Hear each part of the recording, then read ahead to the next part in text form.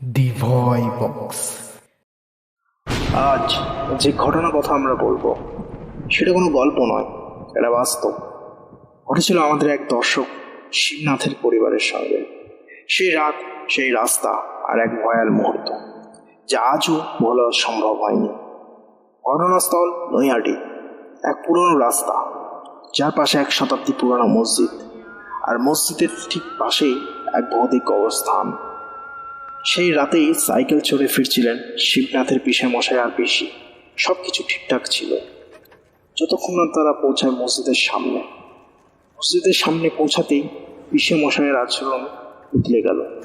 তিনি হঠাৎ একদম চুপ, চোখ স্থির, মুখ পাথরের মতো। পিছন থেকে পিসি তাকে বারবার ডাকছিলেন, প্রভু কি হলো তোমার? কিন্তু কোনো উত্তর নেই। সে যেন নিজের শরীরেই আর নেই। চোখ তার খোলা, কিন্তু সে যেন শূন্যে হারিয়ে গেছে। তারা তখন পৌঁছাচ্ছে কবরস্থানের পাশ দিয়ে। পিসি ভয়ে আবার ডেকে উঠলেন।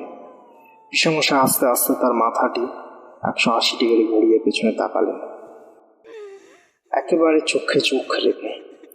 তার চোখ তখন কোনো আলো নেই, শুধু অন্ধকার, গভীর এক শূন্যতা। একটা নিস্তব্ধ আতঙ্ক ছড়িয়ে পড়ল বাতাসে। পিসি স্তব্ধ, তার ঠোঁট কাঁপছিল, কিন্তু মুখ থেকে আওয়াজ বেরোচ্ছিল না। সে শুধু দেখছিল কেমন করে তার স্বামীর চোখ তার সামনে থেকেও তাকে চিনতে পারছে না। ঠিক 5 মিনিট এই অদ্ভুত ছায়াময় দখল চলছিল। তারপর হঠাৎ করে পিসেমশাই থেমে গেলেন, মাথা ঘুরিয়ে বললেন, এই আমি কোথায় এলাম? তিনি কিছুই মনে করতে পারছিলেন না। এই 5 মিনিট যেন কেউ চুরি করে নিয়েছে তার স্মৃতি থেকে।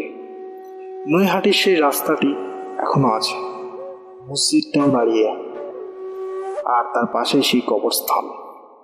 আপনার সাহস থাকলে একবার যান সেখানে রাত্রের বেলা, কিন্তু সাবধান, কারণ যারা সেখানে একবার আটকে পড়ে আর তারা আগের মতো ফিরতে পারে না। আপনার সাথেও কি এমন অদ্ভুত কিছু ঘটেছে যা আপনি আজও কাউকে ঠিকঠাক বলতে পারেননি? আমরা শুনতে চাই। আপনার গল্প পাঠান দি ভয় বক্সে। আর এমন ভয়ানক গল্প পেতে আমাদের চ্যানেলটি সাবস্ক্রাইব করুন, ভিডিও শেয়ার করুন আপনাদের বন্ধুদের সাথে যারা এখনো বলে ভূত বলে কিছু হয় না।